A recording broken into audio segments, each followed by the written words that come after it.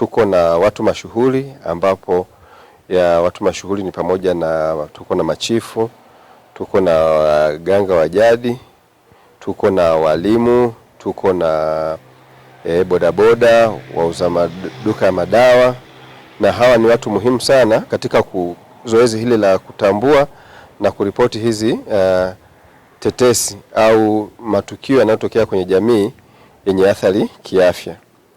Na ni muhimu kwa sababu hawa watu ndo tunasema tetesi, haya matukio yanatoka kule kwenye jamii. Mara nyingi tunakuta mambo haya yanatokea kule kwenye jamii, yasiporipotiwa na maana kwamba yanachelewa kutambuliwa na matokeo yake yanaleta madhara kwa sababu tunachelewa kuyadhibiti.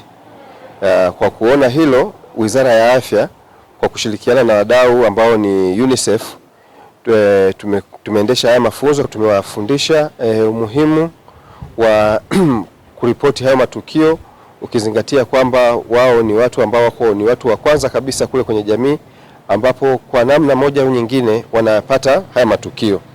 Kwa mfano, inapotokea jambo, kwa mfano kuna hao machifu, wananchi wanaweza kwenda kuwaeleza wao hao machifu kuhusiana na jambo lililotokea kwenye jamii. Kwa mfano, sasa hivi tuko na ugonjwa wa Ebola. Moja ya dalili za Ebola pamoja na kutokwa na damu maeneo mbalimbali ya mwili yaliyoko wazi. Kwa hiyo mtu anaweza kaona sehemu ya kwanza kwenda kuripoti ikawa kwenda kwa chifu kulingana na jinsi jamii inavyoamini. Lakini pia anaweza kwenda kwa mchungaji au kwa padri na tumeona tuko nao hapa. Lakini pia anaweza kwenda kwa mganga wa kienyeji lakini pia anaweza kama labda amebebwa na bodaboda.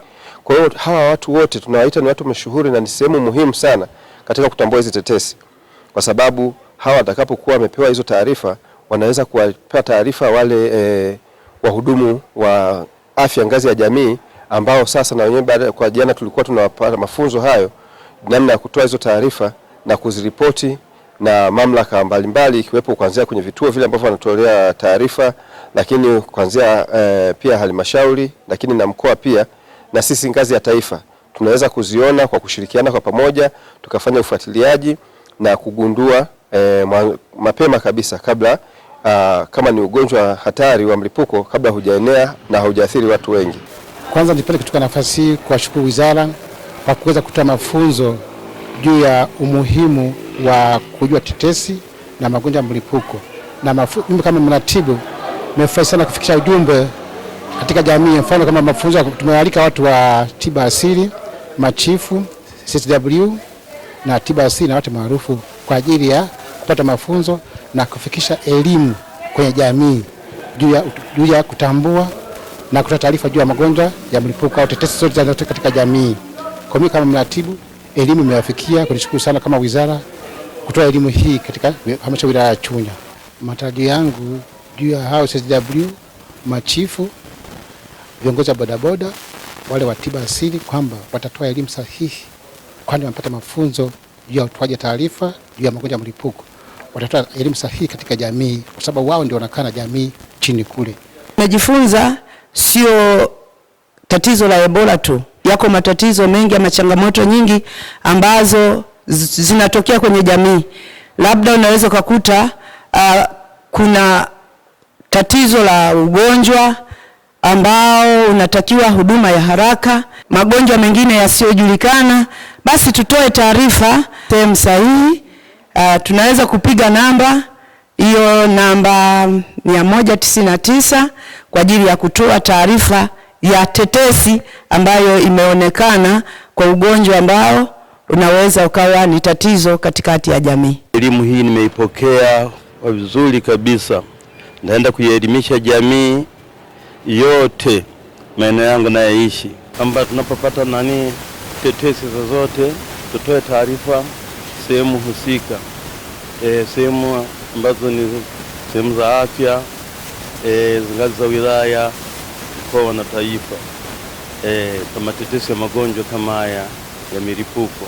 Tumepewa elimu nzuri na tumejifunza vitu mbalimbali vya msingi katika mafunzo ya siku ya leo, na mafunzo tuliyopatiwa kwenye semina ya siku ya leo tutayapeleka katika kamati zetu za vikao ili tuweze kuifikisha katika jamii yote, waelewe umuhimu wa kutoa taarifa za mlipuko wa magonjwa ili kusaidiana pamoja na serikali katika kuhakikisha afya za wananchi wetu zinaendelea kuwa salama. Lakini afya ni mtaji hata kwetu sisi bodaboda, inatusaidia tukiwa na afya tunapata kipato chetu cha siku, lakini pia jamii yetu au familia zetu zinapona kwa kuwa na afya salama. Elimu waliotupa leo kuhusu Ebola na magonjwa mengine, yawe ya kawaida, yawe ya mlipuko, tunapopewa elimu tunaishi na jamii na familia zetu, na kama linaweza kutokea, je, tunalifanyeje, tunalichukulieje ili kusudi kabla halijaenea swala hili au mlipuko huu wataalamu tuwape taarifa. Tangazo. Mkurugenzi mtendaji wa halmashauri ya wilaya ya Chunya anawatangazia wananchi wote kwamba ardhi hii ndiyo amani ya nchi yetu. Tunawajibika kuwa makini sana kwa namna tunavyosimamia sekta hii ya ardhi. Swala la usajili wa ardhi sasa ni hitaji la lazima. Hivyo twendeni tukasajili ardhi yetu.